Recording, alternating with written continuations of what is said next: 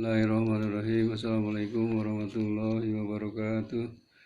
Alhamdulillahirrahmanirrahim. Wassalatu wassalamu ala asrafil anbiya wal mursalin wa ala alihi wa sahbihi ajmain. Asyhadu an la ilaha illallah wa asyhadu anna Muhammadan abduhu wa rasuluh. Allahumma shalli ala Muhammad wa ala ali Muhammad. Ya ayyuhalladzina amanu taqullaha haqqa tuqatih wa la tamutunna illa wa antum muslimun. Wa qala ta'ala fil Qur'anil Karim, a'udzu billahi minasyaitonir rajim. Bismillahirrahmanirrahim. Yauma yunfakhu fis-suri fatatuna afwaja. Saudara-saudaraku yang dimuliakan Allah SWT, pada saat ini saya akan sampaikan tema peristiwa penggiringan manusia pada hari kiamat atau hari berbangkit. Di saat malaikat Israfil meniup trompet sangkakala yang kedua kalinya, yaitu tiupan kebangkitan, maka berbangkitlah semua makhluk yang bernyawa. Semua arwah kembali kepada jasad-jasad masing-masing semula.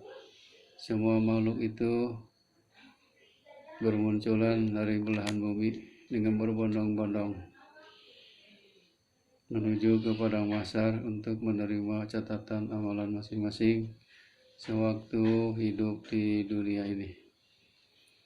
Dalam hal ini Allah Ta'ala berfirman dalam Al-Quran surat An-Naba ayat 18, A'udzubillahi minasyaitonirrajim. Bismillahirrahmanirrahim. Yauma yunfakhu fis-suri fatatuna afwaja. Sadaqallahul adzim. Artinya, pada hari trompet ditiup, maka kamu datang dengan berbondong-bondong. Saudaraku yang dimuliakan Allah SWT,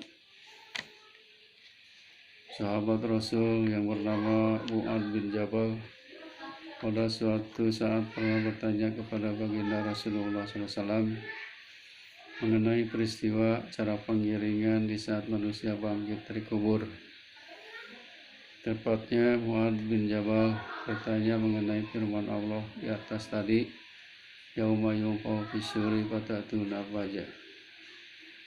Maka beliau Rasulullah menangis, mengeluarkan air mata sampai membasahi pakaiannya,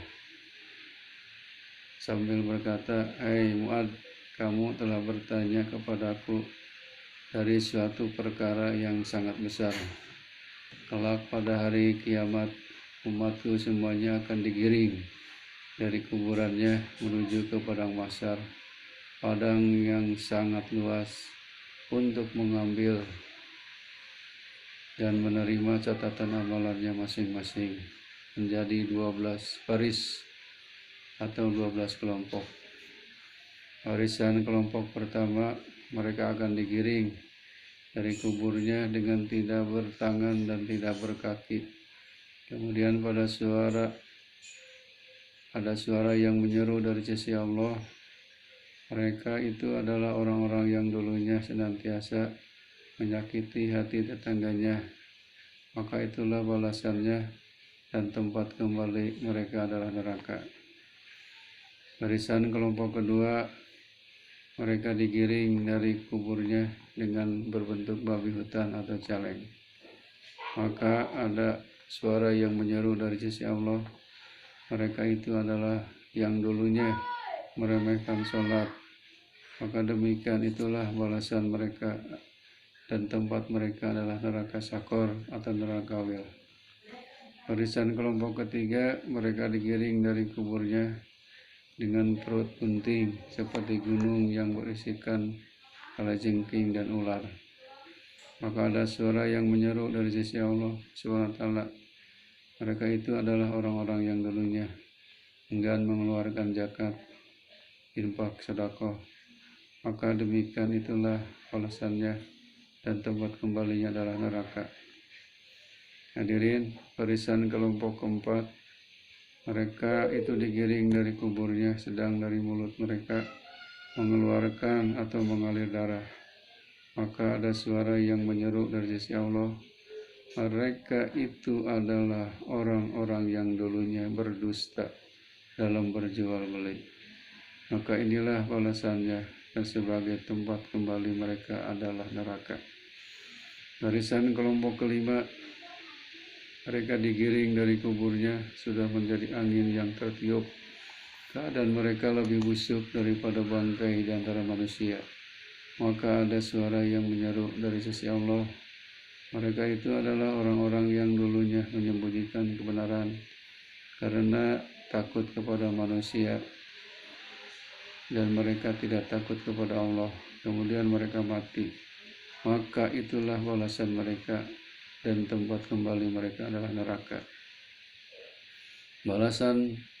Barisan kelompok yang keenam, mereka digiring dari kuburnya dengan tenggorokan dan tengkuk terputus. Maka ada suara yang menyeru dari sisi Allah. Mereka itu adalah orang-orang yang dulunya menjadi saksi palsu. Maka itulah balasannya, dan sebagai tempat kembalinya adalah neraka. Barisan kelompok ketujuh, mereka digiring dari kuburnya, sedang mereka tidak punya lidah atau lisan, bahkan keluar dari mulut mereka nanah dan darah. Maka ada suara yang menyeru dari sisi Allah.